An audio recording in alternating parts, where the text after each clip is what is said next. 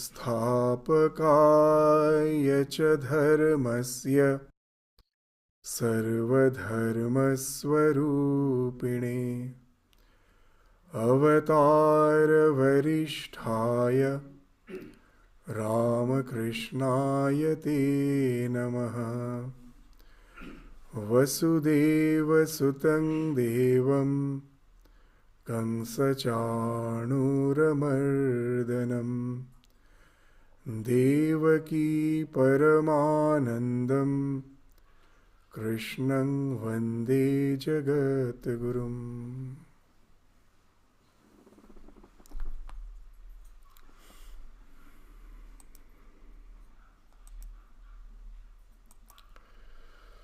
So in the last class, we were studying from the 15th to the 19th verse of the 7th chapter of Shrimad Bhagavad Gita. So here we find Bhagavan is distinguishing between the worshippers and the non-worshippers. In the 15th verse, he starts by describing those who have no faith in the spiritual dimension of our existence, which in a single term throughout the world, universally we call it God, or it may be nomenclatured as any other term, but in general we can speak of that it is the spiritual dimension of our existence. There are many who doesn't believe in it, and they think this life to be the be-all and end-all of our existence. So what's the life actually means for such a person? In one verse, he indicated in the 15th verse of the 7th chapter of Bhagavad Gita. This idea will be elaborated in the 16th chapter, but here, just as a prelude, he describes the paradigm of a person who has no faith in the spiritual dimension of our existence. So what he's saying, what Bhagavan is saying, Namang dushkritino pudaha prapadyante naradhamaha mayaya aparita jnana asurang bhavam asritaha. Now very interesting, in most of the translations you will find Dushkriti means the evildoers. Sukriti means the pious ones, those who do pious acts. But if we take it in the sense as evildoers, that we won't be doing proper justice to the term. We have to take it in a much broader sense. Dushkriti, the actions which doesn't lead us to any fulfillment. I think that's a much better translation instead of just bifurcating the world into this good and bad. Because we find that those who are not believers, they are not all evils. There are people who are leading quite a good life, though they have no faith. So just to say that they are evildoers by translating the word Dushkriti as evildoers, we'll be doing injustice to such person. So it's better to say that those who ultimately find no purpose in life. If you have no faith in the spiritual dimension of existence, it's very natural that we become short-sighted. That immediate goals of our life seems to be the be-all and end-all of my existence. For most of us, we will find that as we are growing up, that to have a good job, to have good relations, good family, have a very prosperous, peaceful life, that's the goal of life. But when we have attained that, what after that? And at a time comes, we find that we all start our life as an optimist. But as we proceed through our life, as we start aging, we become more and more pessimist. So from one extreme, we go to the other extreme. with the old age pessimism is very common. It's very common. It's not that all are pessimists, those who don't believe in God. There may be some people who are carrying on with the life. But Swami Vivekananda says that as a human being, we can never be satisfied just with the sunset plane of our existence. In one of his lectures, he's saying very nicely that everything is going on well, and suddenly you're near and any person who is very near and dear to you, your near one, dies. As a human being, we can never stop asking that question within ourselves. What after that?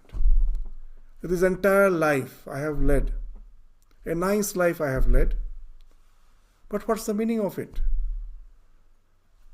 Having good education, having a good job, doing a nice business, whatever it may be, having a prosperous life, aging, and then I have to depart. Jara, Vyadhi, Mrityu, as Gautam Buddha felt when he was going through the city for the first time. That's after all the fact of life. If that's the fact of life, all our endeavors at last proves to be of no use. It may have given me temporary fulfillment at certain point of time, but ultimately we find it gives no fulfillment. Many may say these questions are worthless. You need not ask. Let us be happy with our life. Bus partying, merrymaking. That's all of our life. If we could have done that, it would have been really very good. But can we be very sincere to ourselves and say that yes, we can do that? That we never the question of what happens after this life, that never arises in my mind. As a human being, it is not possible. We are constitutionally been built in such a way that we are bound to ask that question. And then, when we find no answers, and then that sense of this depression, a feeling of purposelessness, all this develops. As we have indicated, in Australia, because of good lifestyle, because of good health system here, the average life has extended a lot. It's above 85 or something like that. But very interesting, but we'll find that if you take a statistic, this is so-called the senior citizens, the maximum rate of purposelessness, depression we find in them.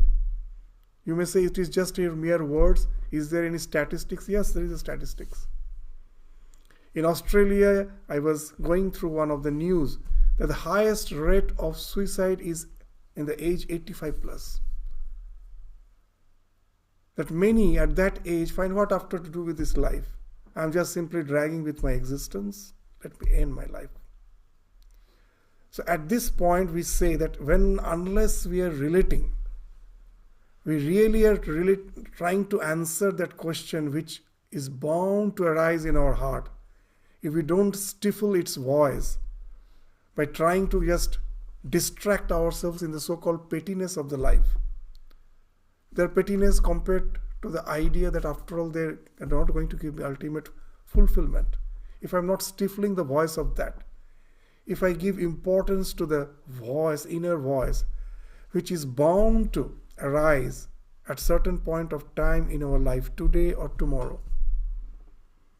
As Swamiji used to say, our life journey is just like traveling through a picturesque mountainous path, enjoying our journey. And suddenly we find we are standing just on the edge of a precipice. You cannot proceed further. One step further means you will simply fall. Suddenly the path has stopped. You have just arrived at the edge of a precipice. That's what happens with our life. Because of our short-sightedness, we never try to have a broader vision, and suddenly we find we are at the end of the precipice and we don't know where to go. That again and again we give that example that we can never find the answers to the questions of life if we just relate to the sunset plane of our existence and never try to relate to the spiritual dimension of our existence. That example which we give is that trying to draw exactly 4 triangles by joining 4 points. You will find it's never possible. How is it? Is there any solution? Yes, there is a solution. If you spot 3 points, draw 3 points if you just spot 3 points in a paper or in a board, whatever it may be, and the 4th point you have to imagine in the space. Now you join the 3 points in the paper, you get 1 triangle, and from each point try to just imagine a line joining the point in the space. You will get exactly 4 triangular faces. It will be a triangular pyramid with exactly 4 triangular faces. 1 triangle in the base and the 3 sides. 3 triangular sides. Exactly 4 triangles you will get only when you are thinking of the 4th point in the space. So you have to take the 3rd dimension in this, apart from the 2 dimensions of the page, the 3rd dimension you have to take into consideration to get the answer. So in our life, till we resort to the spiritual dimension of our existence, there is no purpose of the life after all. And that life can never give us that ultimate fulfillment. In that sense, if you take the word Dushkriti, it gives a much broader meaning. Instead of simply that sometimes we develop a holier than thou attitude, that I am a believer, those who are non-believers are all evils. And we find this world at present, religion is to be blamed because of this holier than thou attitude, this sense of exclusiveness. And this happens not because of the scriptures. It happens the way we interpret the scriptures. So from this standpoint, if you take Dushkriti as the one who doesn't have that ultimate sense of purpose, all his actions doesn't give him to that ultimate fulfillment. So such persons are termed as the Dushkritina. Mudha means being ignorant, deluded. It is only because of delusion we never can relate to the spiritual dimension of existence. So these mudhas, these dushkritinas, since these prapadyante, na prapadyante, na mang prapadyante, they don't take refuge in me. Now, we will find in this world of spirituality, in every religion, the prophet comes and says, I am the way. And now the question comes, who actually is the way? And there's a fight. My prophet is the prophet. He is the Son of God. He is one with God. So where is the solution? And we fight. They say, yours is a fake prophet. Mine is a correct prophet. But after all, we are all just believing the word of the prophet. With a rational mind, if we try to think that how is it possible that so many people are saying that I am one with God. I am the Son of God. From where you get this idea? That everyone, each and every being has the spiritual dimension as the essence of his existence. And when I get established in that, I find all the distinctions have fallen off. In reality, I am one with that spiritual dimension of the existence, which is one, which is non-dual. Because my mind is clouded by ignorance, I see these variations and deviations, but when I get established then in that, then I also feel I am one with God. And at that moment, when you say, you can of course say, those who follow me. Not before that. Before that it is hypocrisy. If anyone is not established in that, he is an ativadi. These words are in Sanskrit, wonderful words. In Mundaka Upanishad they say, a man of realization is nativadi, na ativadi. His words doesn't transcend his speech. What he's saying is his realization. If that's the fact, then I am prophet, you are prophet, everyone prophet. Not the prophet, has the potential to become the prophet. If we can get rid of the ignorance and get established in that state. And from that state, we can of course say, who is following me? It is as good as saying, who are following the spiritual dimension of their existence. In Buddhism, they say, Buddha is not a person, it is a state. That's applicable to any religion. That Christ is just not a person, it is a state. Krishna is not a person, it is a state. So one who has attained that state, that is the idea of prapadyanta, is taking refuge, who takes that to be the ideal of his existence. The one who doesn't take, first he is explaining them. They are naradhamaha. They're the least among the human being. Because why he's saying the least? Not because just to simply admonish them, criticize them. Least in the sense that as a human being, we have the uniqueness. What's the uniqueness? Like other creatures. There are so many creatures. Of them, human being is one. As a human being, what's the uniqueness? It's not in the sensate pleasures of the world. Though we think that we as the human being can enjoy the world in a much, much intensified manner. Our entire technology is there to intensify the feelings of our senses. We can enjoy the world in a more intense way. But it's a total wrong idea. With all our science, with all our technology, can we enjoy a meal with the same gusto, with the same lavishness, the same pleasure a dog enjoys its meal? Never. Its senses are very, very keen. It has been devised by the nature, by God, that the senses are much more keener than the humans. That's why whenever there is a crime scenario in the airport, everywhere, we are using those dogs because of their intense sense of smell. So their senses are much more keen and intense than our humans. So however, with our technology, with all our sophistication, we may try to enjoy the world. We can never enjoy the world the way an animal enjoys the world. Their senses are very intense. Their sense of hearing, their sense of vision, taste, everything you will find, some animal are there which excel. Human, with all its sophistication, can never reach that. But as a human being, what's our uniqueness? What's something which no other can really ever do and ever think of? In one simple word, Sri Ramakrishna is saying, Manushi ekmatro Bhagavan chinta korte pare. What a wonderful thing.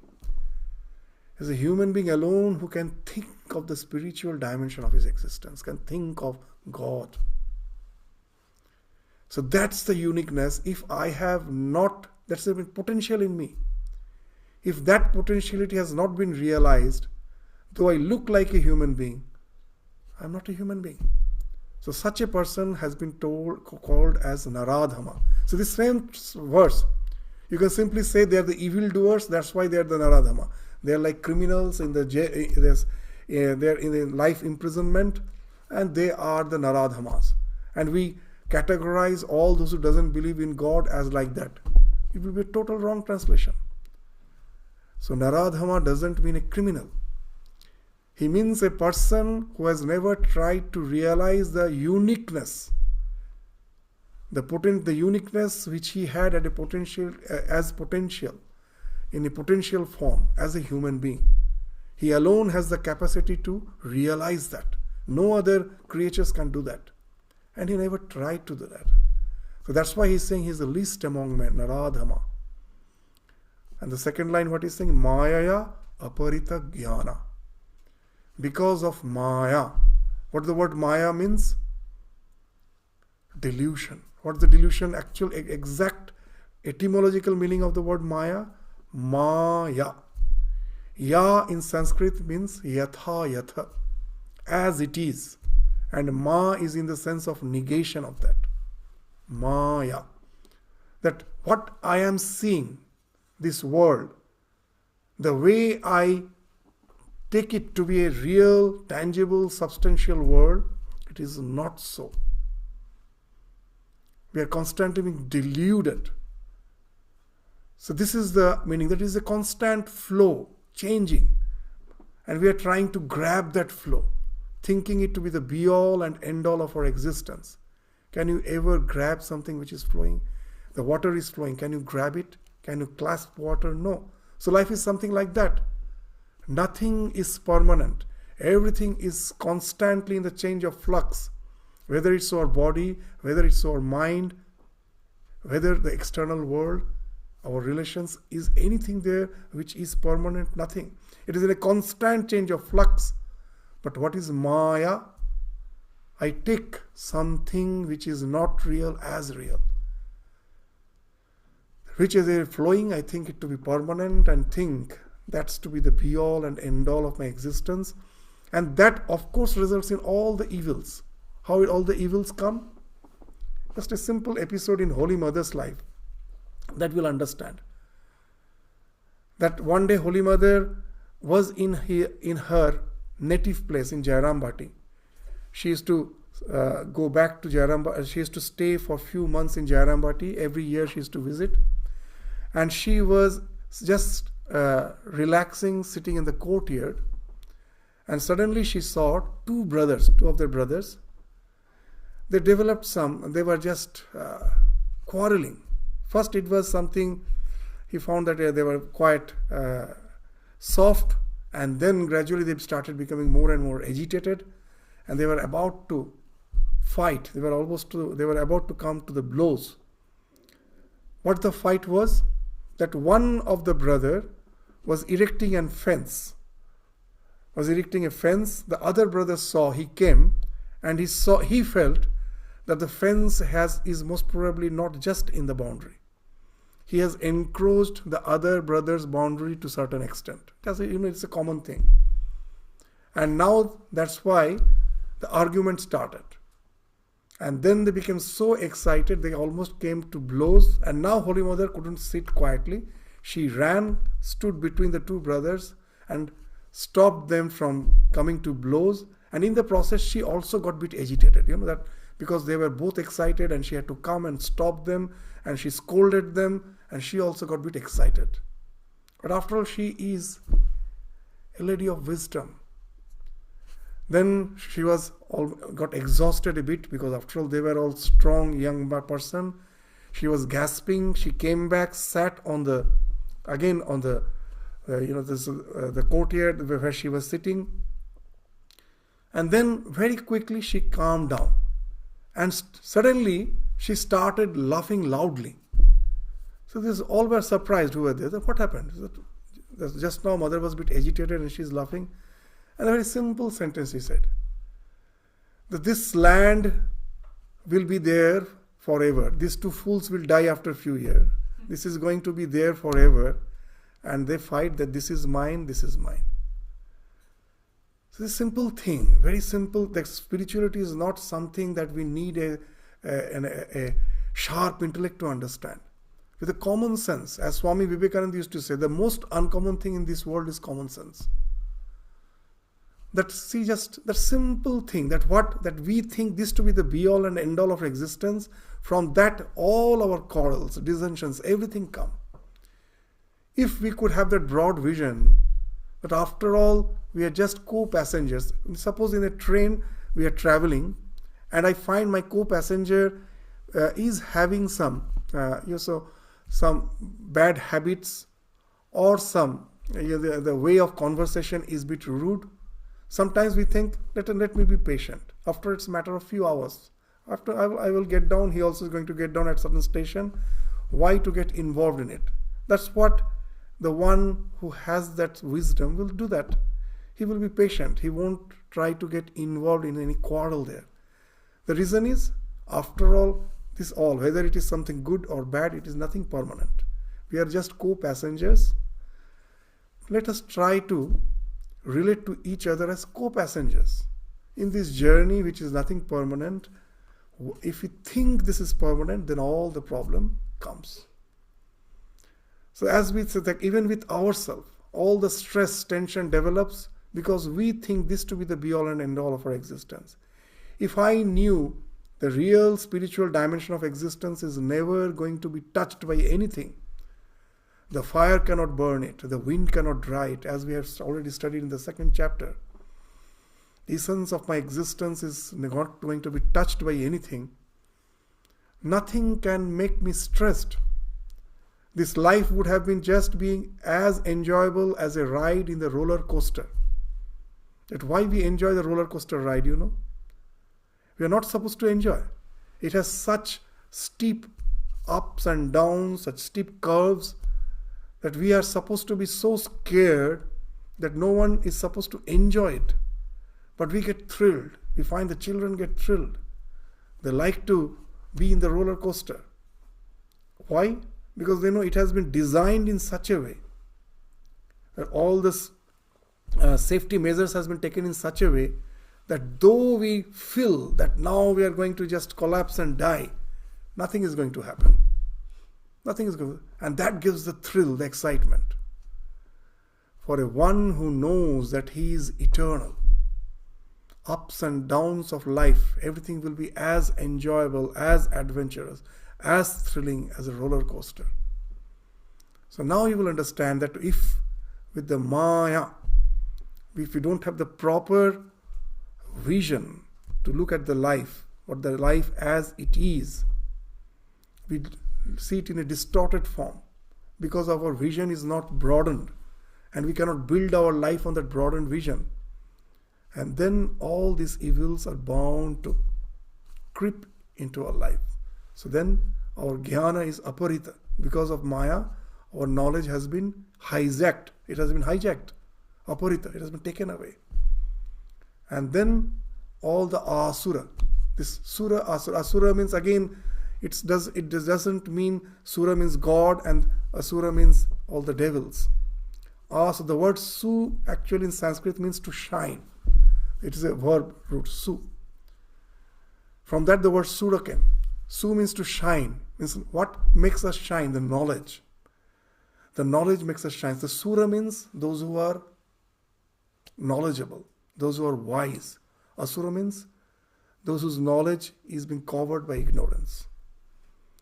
So if you don't have that proper knowledge, then all the effects, as we told, that quarrel, fight, all the evil effects come from that lack of knowledge. And we become this asura bhavam asrita, that what happens, that our ways of life become just like the one who is not illumined. And we gradually creep into the way of existence which do speak of evil. Sri Ramakrishna used to say a very nice thing, that sometimes we feel that my life is okay. Even if I don't believe in God, nothing, it's quite fine. What much difference it makes? It is all the propaganda of the believers. And then Sri Ramakrishna is giving a very nice example. He's saying, that in life, it's not that when you are not trying to reform yourself through your paradigm, by changing your paradigms, you may feel everything is okay. But actually, the way to degradation is not steep. It's a very gradual slope. And then he gives a nice example. He says once he visited the Fort William in Calcutta. The Fort William used to be when the British government, this capital in India, the British government's capital was Calcutta. So they have to have the few centers for the armies. They have to store the armories as well as the cantonment for the armies. So Fort William is such a place. So it's one of the landmarks of Calcutta. So many tourists also visit that. They cannot go inside, but even from outside, it's a nice place to visit. But it's quite in a lowland. From the main road, when you are proceeding towards the Fort William, you don't feel that you are going down. But when you have reached Fort William, and then you try to look at the road, you find it's very high. From there you have came down. Only after reaching Fort William, you realize that you have came down so low. But when you are walking, you never felt. So Sri Ramakrishna is saying the way to the so-called the base of this, all the evils of life is so gradual we never feel. But at last we feel, oh, how much I have degraded. So when our paradigm is not perfect, slowly and slowly all the evil starts creeping in our life. And at last, if not all, that we will find there's some that because of too much materialistic view of life, all the evils have accumulated in his life. So that's the thing which he has indicated in the 15th verse. And then anyone who is a believer, the Sukritis, of them he's speaking of from the 16th to the 19th verse. So what he's saying, Chatur Vidha Bhajanti, the 16th verse. Now those who are believers, those who have a faith in the spiritual dimension of existence, those who have faith in God, they are not all alike. So Bhagavan in the 16th verse is saying, of all among all the if you take the believers, all the believers, they can be categorized into 4 different distinct categories. These are all the believers. So what these 4 categories are, that he will be describing in the 16th verse. What it is saying? Chatur vidha bhajante mam jana sukritinor junah artha jigyashu artharthi gyani cha bharatarshava. These 4 categories. Chatur vidha. These 4 types of people worship me. Who are they? They are all Sukrita. They are all Sukrita Arjuna. Because as they have a faith in the spiritual dimension of existence, their vision has broadened. And they are trying to build their life on that broadened vision. So they are all Sukriti. But they are not all in the same category. That as in the school also we find that various standards, various years are there, gradations are there. Here also gradations are there. There are 4 gradations, 4 categories are there. What are they? Artha, Jigyashu, Artharthi, Jnani. So first is Artha, second is Jigyashu, third is Artharthi, fourth is Jnani. So what they mean? Artha means one who calls on the Lord when they are distressed, when they are in crisis. Maybe that, as in Bengali they say, Moron Kale Horinam. That throughout the life he has not called on God, he is now going to die and now he is calling on God. But it is just a usage, it never happens. If you have not called on God throughout your life, at the time of death, you can never call on God. Because it's the habit which has actually got converted into a deep groove in your psyche.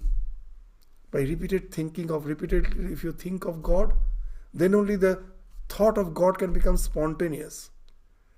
At the time of death, the thought of God can come only when it has been a very, very sincere practice throughout our life. So though the Artha, we may say, oh, he never thinks of God, only in crisis he thinks of God. Generally, it's not possible. In our organization, one of the sadhus, one very senior sadhu, he left our order. He remained as a monk. He went to the Uttar Kashi and he has become a hermit. Now, you know why that sudden transformation happened is a very interesting story. I'm just saying that in India, sometimes you find there are river beds which are dry. The river beds, only in this monsoon, suddenly the water comes. Otherwise, it's dry. And when it is dry, as sometimes there are no bridges, even the vehicles will pass through it. And when suddenly that water comes, maybe the dam has been, the lock gates has been opened and the water is coming, it's just, you can see the water has just like a pillar is coming. It's not that just water is flowing. It's a huge column of water that is coming.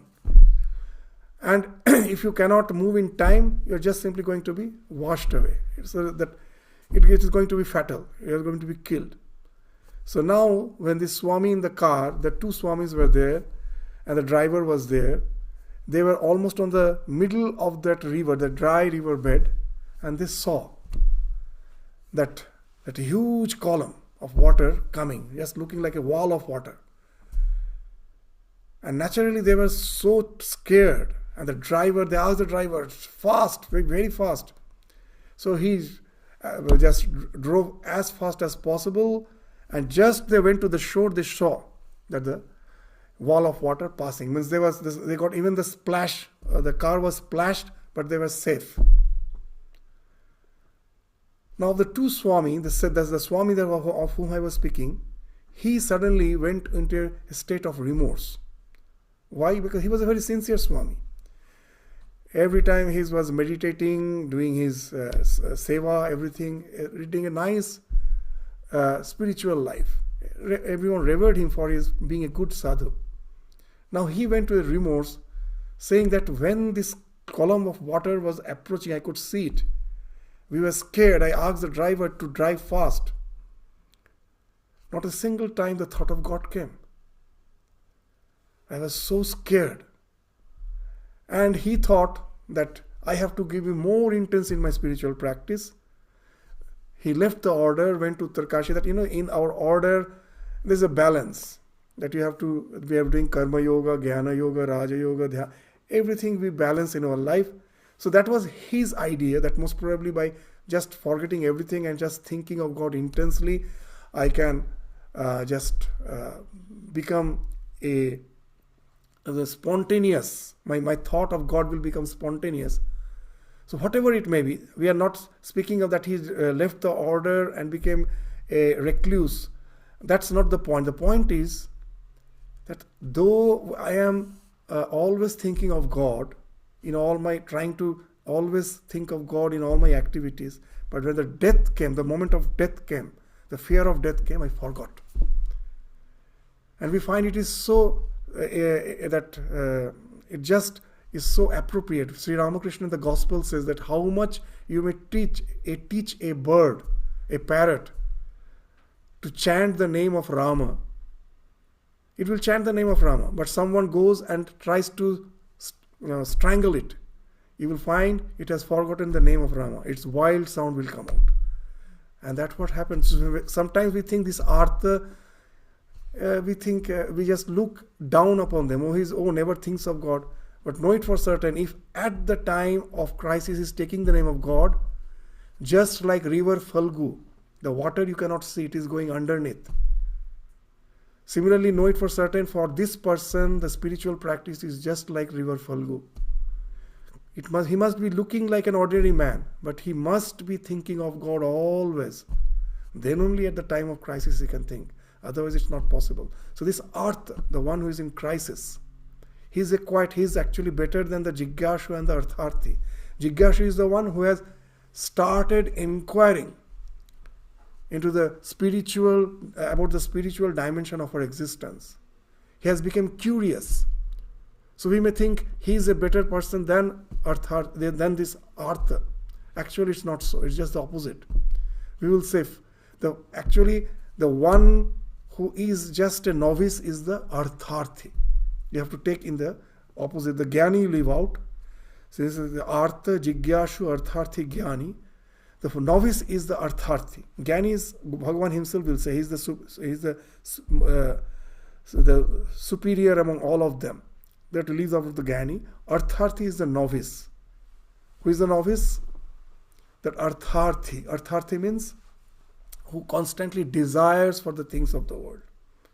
Why is the novice? There are many we find who are not having the mere sustenance for their life. Those are poor. But it's not that all poor are believers. There are few poor who are believers. Now, Bhagavan Krishna is saying they are Sukriti Arjuna. They're the one who are the person of good deeds. Why? Because though they are constantly praying to me for the bare sustenance of life, they are in need, they are asking for that.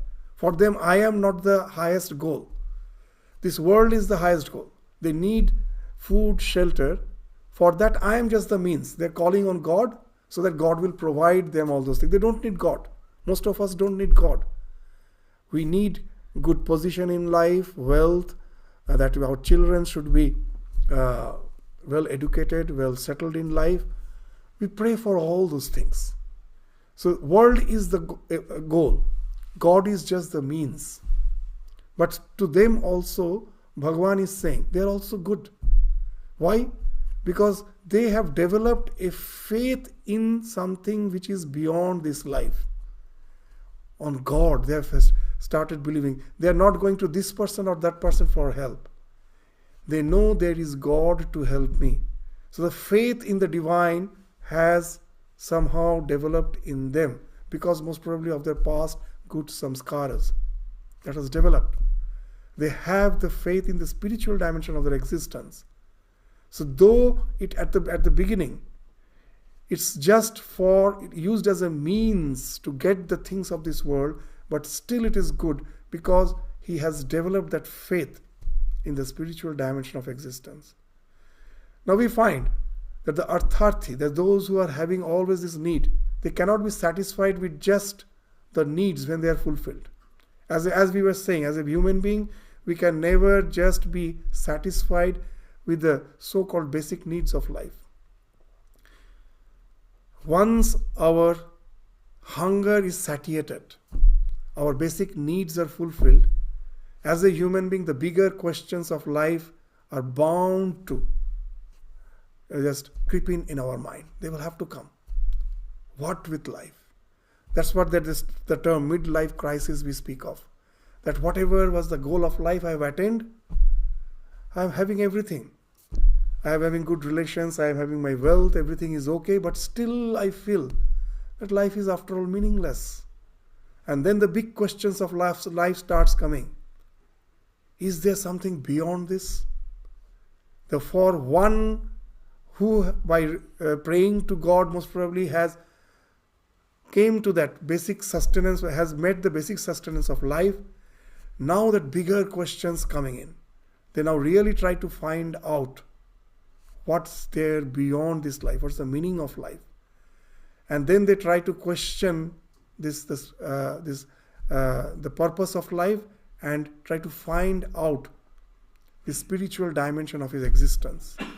They are the jigyashu, that we inquire into the reality. We are just not satisfied by praying to God for the basic needs. We try to really find out if the soul is, if God is, what's its nature? Is it something that can be attainable? All these questions start coming into our mind. So they are the jigyashu. Now those who are really sincere, most probably they have started as artharthi and evolved into jigyashu.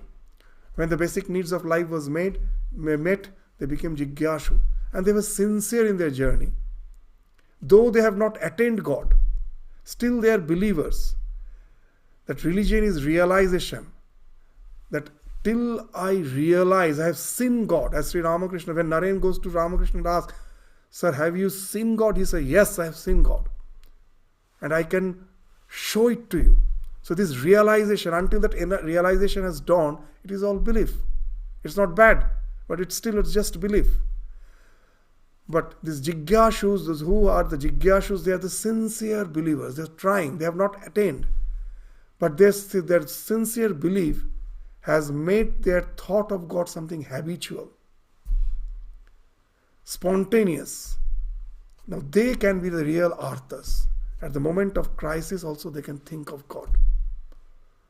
And this this tendency after death will lead him to the birth where he will get again the favorable circumstances. Just few days back, in all the religious traditions, so many nice ideas are there. So in Vajrayana, in the Tibetan school of Buddhism, they follow this Vajrayana Buddhism. That one line that came, it really impressed me. That when we are living, when we are alive, our way of life builds our mind. The way we are living our life, that's creating new samskaras. We are building our mind. And at the death, our mind builds us. It's very interesting.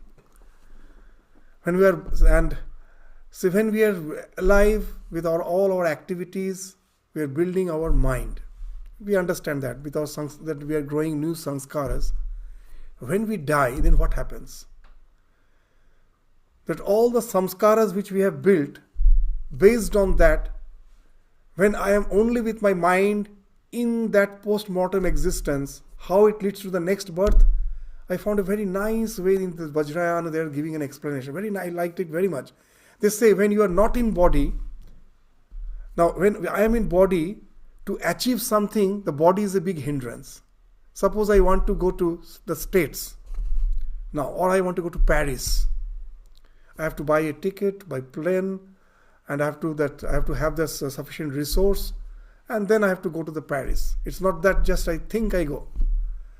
But if the thought of going to Paris was something in your mind, very, very, very dominant in your mind, and you die, now without your body, when you are only in your mind, what you think, immediately you are there. Nothing is obstructing you. And then what happens? Any thought which you were resorting to again and again, that becomes highly repetitive, very intense.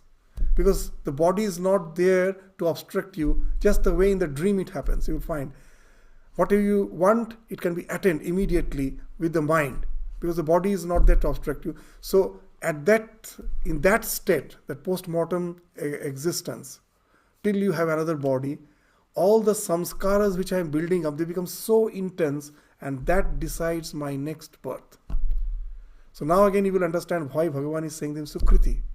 Though they have not attained me, but their way of life, by repetitive thought about the thought of God, they are born, that as we have already studied in the previous chapters, that they are born in a family.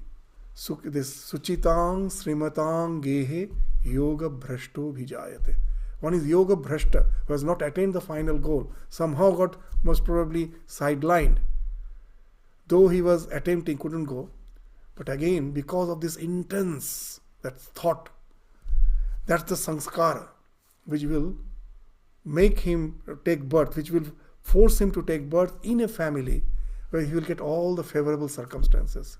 Suchinang, Srimatang, that they are persons of good character. Suchi means pure, and Srimatang, they are quite wealthy. As we told, that if you have not the bare sustenance of life, you will start from artharthi. You cannot even thinking of the higher values of life, that how to get the basic necessity, that will be your fight. So to be a devotee, the basic sustenance of life has to be fulfilled. As Sri Ramakrishna used to say, khali pete dharma haina. If you are hungry, you cannot think of religion. At that time you will be constantly thinking of food. So the basic sustenance has to be met. And for that you have to be born in a family which is, the Sri Matang, is quite wealthy enough to take care of your basic sustenance. And then you proceed in your spiritual journey from what you have attained. You lose nothing. You lose nothing, the samskar remains, and from there you start, and in the process, maybe not in this birth, in future birth, gradually, at last, we go to the realization. What's the realization? That will be spoken of in the next verse. We are saying this so that the ideas become clear, that why the Jnani is the Srashta. When you go to the realization, ultimate realization, you go beyond the mind, you purify your mind, then that idea comes that this consciousness, the soul alone exists, which is being projected as this universe. God is appearing as many. There is only God which exists. And the Jnani, whether he is meditating or he is interacting with the world, as he is aware of the fact, it is the God and God alone who is being projected as the universe, he is always in communion with the divine. He never sees the world as world. He sees the world as the divine. The world, jagat rupe asatya.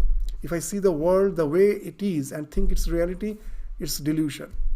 But if you can see the world as the projection of the divine, the God is appearing as this world, then you are a jnani. Actually, you are a vijnani in the words of Sri Ramakrishna. That sometimes we think to be deep in meditation, that's the state of spirituality. How can that be the state of spirituality? Because if God is everything, I am imprisoning the God in my meditation, just there. Outside the meditation, there is no God. So the real spiritual, the one is one who is spiritually illumined.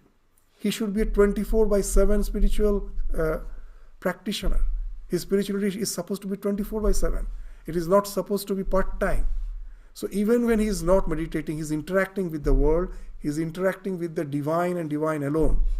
So he becomes Eka Bhakti. In this world, he is devoted to only one thing, that is the Lord, nothing else. To give an example, when Sri Ramakrishna was in Dakshineshwar, suddenly a madcap came there. He apparently appeared to be a madcap. He was totally disheveled, distorted clothes, moving around, and he had a chandelier in his hand. There were many prisms. This chandelier, something like this. It's just a very basic form. The chandeliers you have seen in Indian temples, in the palaces, it's there. So he had a very small chandelier in his hand. With that, he will be moving around. And in the daytime, when the sun's, in the sun rays, he will be moving the chandelier, and the play of light and shade will be on the ground. He will see that, and he will go on laughing and just saying, this, kya prapancha hai, kya prapancha hai, kya daivi prapancha hai. We will be saying this, what a wonderful this panorama is. Saying that, he will be just walking and laughing. Everyone thought he's madcap. Sri Ramakrishna recognized. He told he's a jnani. He has realized that the same Lord whom I realize as the non-dual reality, that conscious principle in the deep of my meditation, when I transcend even my mind to be established in that, when I again come down, I know that it is He who has become this world. So just the way the sunlight, when it gets reflected in this chandelier, it breaks into the patterns, various patterns of light and shade. This light and shade is just like the world. Prapanch is the world. But the sunlight, it is something, just that white light, it's a homogeneous thing. That homogeneous thing is appearing as a pattern when it passes through this chandelier. So our mind is the thing which, when comes in association with the consciousness, is breaking into this world of name and forms. And that's the thing he has realized. So he sees God and God alone. And that's the thing he is trying to show to the world by keeping that chandelier in his hand, and he's just playing with it so that the light falls on it, and the patterns of light and shade that goes on, just moving on the ground, and he's so happy. So a jnani is the one who sees the divine and divine alone. So he takes only pure refuge to the divine. Whether he is meditating or he is dealing with the world, he is always contemplating on me. So he is the one who has realized. For him, the God is just not a mere belief. He is the one who has realized the divine. He has went to that realization. So he is the supreme among all the four categories, the jnani. So this artha is artha, jigyashu, artharthi, they are all devotees.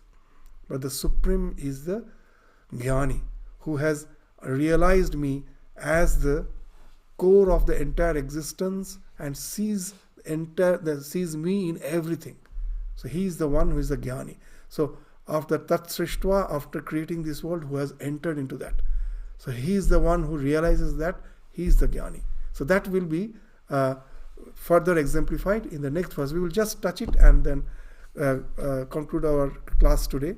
We'll find these verses, the more you reflect, the more this wonderful meaning comes out from it. So that's why we should never think when we are studying the scriptures that how quickly we finish it. That there should be a crash course of the scriptures. If this crash course in scriptures, it has no meaning.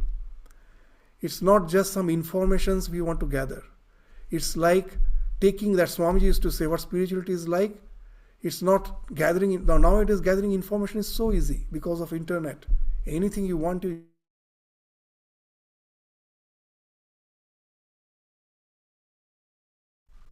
it will be irritated. And it will dive deep into the ocean and start that salivating on that irritant, that sand particle, and that his saliva will get saturated. It will get something saturated and then get crystallized, and that's what is the point. He's saying, take one idea, go on salivating. This is what we are trying to do, is that manana, go on salivating on it till it crystallizes, transforms your life. So the scriptures has to be studied that way. Go on studying it, try to find out this inner meaning and contemplate on it. Sravana, manana, nididhyasana. And then you will find these words are just not plain words whose literal meaning is just the sufficient. As even our Sridharananda Ji Maharaj in his lecture, he constantly says that to read between the lines, just not the literal meaning, to read between the lines. That's the way we have to study the scriptures, the Bhagavad Gita. So if we can do that, then only the scriptures become meaningful. So how this jnani, that we told that it's almost time. Let us conclude the discussion today, that why jnani is considered to be the superior among all the four. That he will be discussing in the next 2 verses. So we will take up again in the next class. So with this, we stop our discussion today. Thank you all. Namaskar.